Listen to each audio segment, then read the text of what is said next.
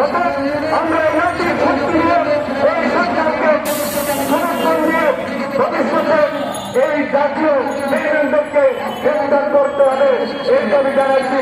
আমি বলবো যারা গত ইলেকশনে অংশগ্রহণ করেছিল, বিশেষ করে 2024 সালে যে ইলেকশন হয়েছিল সেই ইলেকশন আমরা সহায় অর্জন করেছিলাম।